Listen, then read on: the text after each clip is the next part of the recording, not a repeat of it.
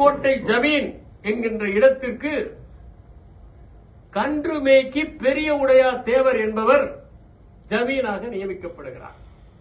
அவருக்கு ஒரு மகனுடைய பெயர் சசிவர்ண தேவர்.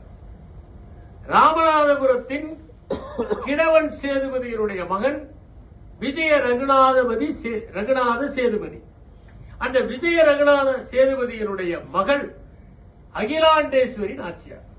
அந்த அகிலாண்டேஸ்வரி நாச்சியாரை கன்றுமேய்க்கு பெரிய உடையார் தேவருடைய மகன் சசிவர்ண தேவருக்கு மனம் முடித்து கொடுக்கிறார்கள்.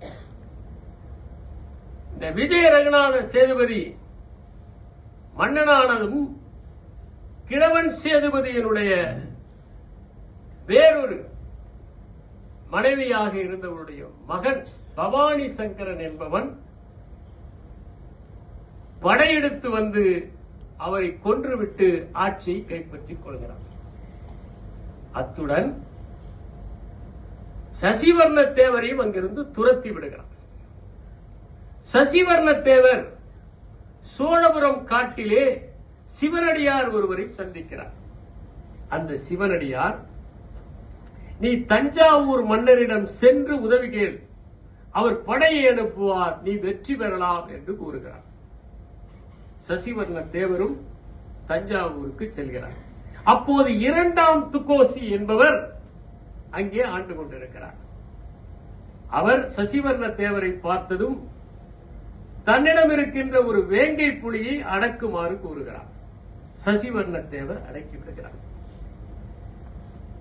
துக்கோசியினுடைய உறவினர்கள் ஒரு காளையை அவர் மீது ஏவி விடுகிறார்கள். அந்த காளையையும் சசிவர்ண தேவர் அடக்கிவிடுகிறார். அதனால் மனமகிழ்ந்து தன்னுடைய படைகளை சசிவர்ண தேவருடன் இரண்டாம் துக்கோசி அனுப்புகிறார். படைகளோடு வந்து அந்த ராமநாதபுரத்தினுடைய பவானி சங்கரனை தோற்கடித்து விட்டு அவரும் கட்டையா தேவரும் அந்த நாட்டை பிரித்துக் கொள்கிறார்கள். இவர் 2 பகுதியும் கட்டையா தேவர் உடன் வந்ததனால் ஒத்துழைத்ததால் அவருக்கு 3 பகுதியும் கொடுக்கிறார்.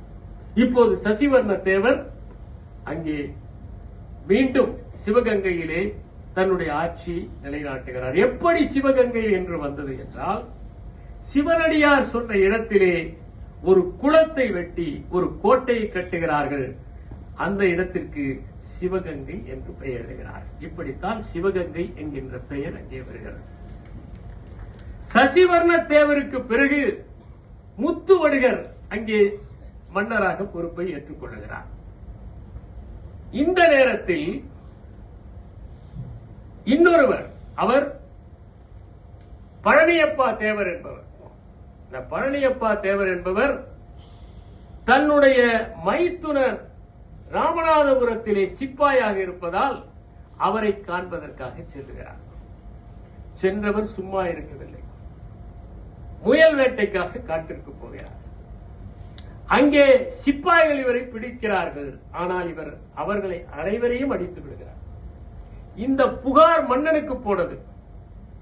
பழனியப்பா தேவரை, அவருடைய முழு பெயர் மொக்கைய பழனியப்பா தேவர், அவரை அழைத்து வருகிறார்கள். அரசன் முன் நிறுத்துகிறார்கள். எந்த நாட்டிலாவது வீரத்திற்கு தண்டனை கொடுப்பார்களா? எனவே அவரை படையிலே சிப்பாயாக நியமித்து விடுகிறார். அவருக்கு 2 மகன்கள்.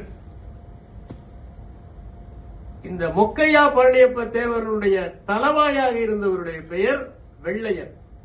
எனவே அந்த வெள்ளையனுடைய பெயரில் முதல் மகனுக்கு வெள்ளை மருது என்றும் 2வது மகனுக்கு சின்ன மருது என்றும் பெயரிடுகிறார்கள்.